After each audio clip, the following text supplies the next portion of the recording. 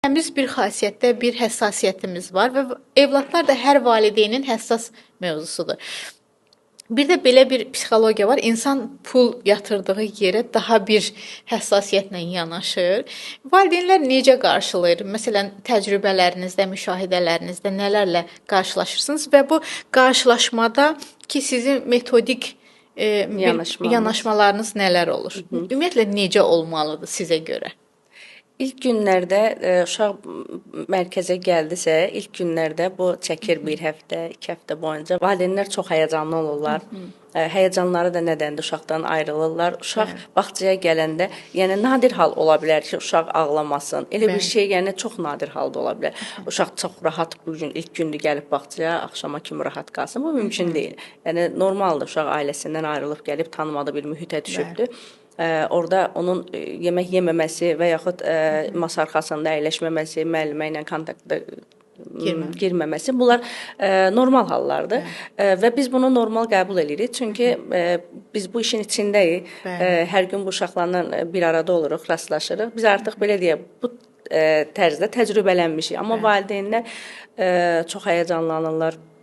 Hər bir uşaq ağlayanda, hər bir xırda bir şeydə zəng eləyirlər. Uşağımı gəlim götürüm deyirlər. Uşağım ağladı, uşağım yemək yemədi, uşağım stolda oturmadı, tək qaldı. Yəni və s. çox hallar olur ki, valideyn bizə şərait yaratmır o ilk günlərdə ki, biz o uşağı uyğunlaşdıra bilək. Yəni bu məncə bütün bağçalarda olan bir haldır. Bəli, problem deməyim, bütün bağçalarda olan bir haldır. Uyğunlaşma dövründə valideynlər bizə dəstək olsalar, uşağın o dönəmin atlatmasına görə əslində çox gözəl olar. Mən onları da başa düşürəm. Təbii ki, hər zaman da biz iclas edəndə, söhbət edəndə kollektivlə də danışırıq. O halları başa düşmək lazımdır. Hər birimiz bir valideyni, uşağımız birdən-birə ayrılıb. Amma çox çəkmir. Yəni uzağı nə qədər çəkə bilər? 5 gün, 10 gün uşaq uyğunlaşır. Körpü uşaqlar daha çox uyğunlaşır. Hətta bizim bağçamızda heç yaşı olmayan uşaqlar var. 8 aylıq, 10 aylıq uşaqlar var. Onlar daha rahatdır. Amma uşaqlar xarakterə malik olandan sonraki 3 yaşdan, 2 yaş yarımdan sonra biraz çətinlik çəkirik. O da 3-5 gün çəkir uyğunlaşmaları. Amma elə bir hal olmayıb ki, indiyə qədər neçə illərdir fəaliyyət göstəririk. Elə bir hal olmayıb ki, uşaq bağçaya uyğunlaşmasın. Sadəcə valideynlər biraz uyğunlaşmada bizə çox təlaş yaşayırlar. Bəli, çətinlik yaşadılar. Amma uşaqlarda çox rahatıq. Əslində valideynlər rahat olsalar, bu dönəmi daha rahat şəkildə biz və valideyn keçə bilərik. Mənə elə gəlir ki, valideynlərin biraz olduğundan artıq təlaşa girmələrində sosial medianın da rolu var. Biraz sosial media hissləri daha coşqulu, istər yaxşı hisslər olsun, istər neqativ hisslər olsun, coşqulu yaşamağa şərait yaradır. Məsələn, bir mövzu haqqında rəylərə baxırsan, neqativ hissi bəsləyən kütlə daha çoxdur. Və insanlar o kütlənin axınında yoğrulub getməyə başlayır. İndi bunu bilməyən valideynə təbii ki, pedaqoq izah edir. Amma o duyğunu kontrol etməkdə, onu öz balansında saxlamaqda biraz valideynin də şuurlu davranması mənə elə gəlir önəmlidir. Çünki bilməlidir uşağını hansı quruma göndərir və o qurumun da özünün bayaq dediyimiz kimi bir metodik yanaşması var. Hər halda işinin əhlidir və onlar bu həssas dönəmi yaxşı şəkildə yola verəcəklər. Və bir də burada bir məsələ var. Siz pedaqoqsunuz. Sizə görə valideynlər uşağı inkişaf mərkəzinə, bağçaya gətirmədən öncə hazırlayırmı? Əslində hazırlamalıdır. Mən çox istəyirəm və bu məlumatları da biz necə dedik, sosial media insanlara yaxşı və pis cəhətdən təsir eləyə bilir. Məsələn, bizim də bağçaların ikisinin də sosial mediada səhifələr vardı. Gündəlik bizim də xidmətlərimiz həmin sosial mediada paylaşılır.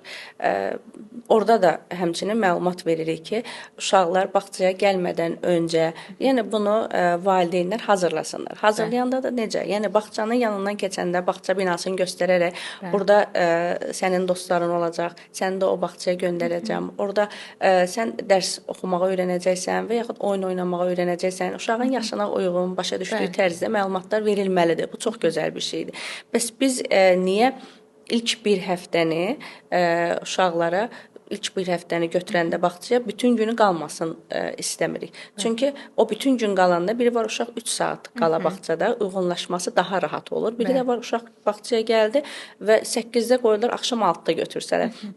O uşaq ilk gün yaxşı olsa da ikinci, üçüncü gün heç də yaxşı olmayacaq. O uşaq onda bağçaya gəlmək istəmir. Biz onda daha çox çətinlik çəkirik. Mən indi başa düşürəm, valideynlər işləyirlər, valideynlər düşünür ki, mən yəni işdən çıxıb hər gün gedib götürə bilməyəcəm o saatda. Amma bu bizim gələcək günlərimizdə daha çətin anlar yaşadacaq ki, nəinki ilk günlərdə bu uşağı o 3-5 gün ərzində uşağı 3-4 saat bağçaya qoymağına ki və ondan öncə də uşağı bağçaya gətirəndə də başa salmaq lazımdır uşağa. Eyni ilə uşağı bağçada gəldiyi halda götürəndə də başa salmaq lazımdır. Nə gözəl idi, nə etdin, mən səni izlədim, mən gördüm.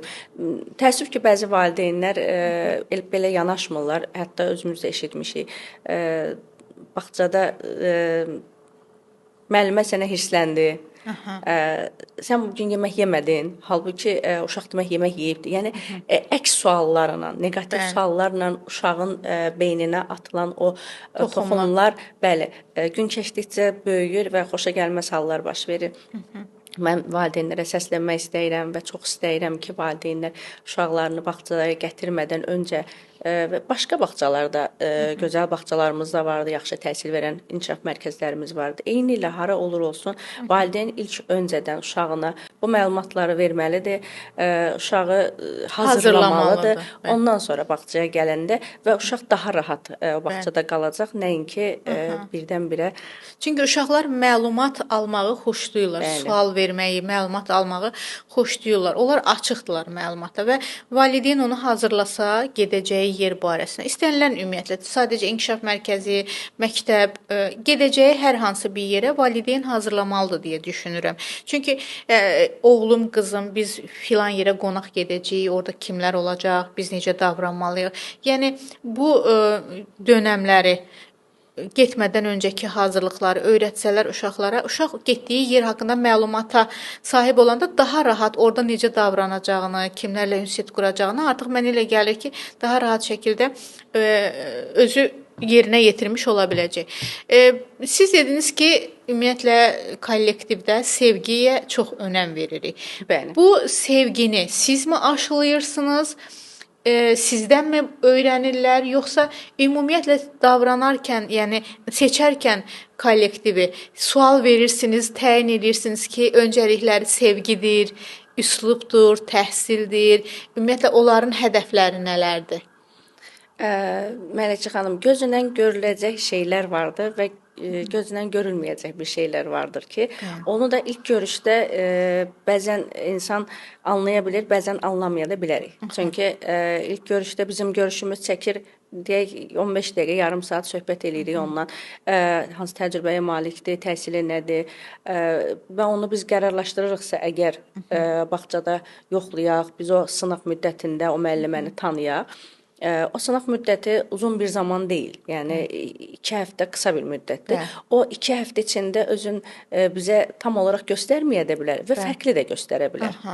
Ona görə də o qərara tam gəlmək demək olmaz ona. Çətin olar.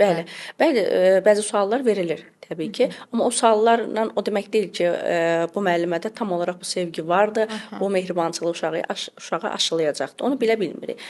Amma biz o sınaq müddətində müəllimədən razı qaldıqsa, müəlliməni işə götürürüksə, qəbul edəndən sonra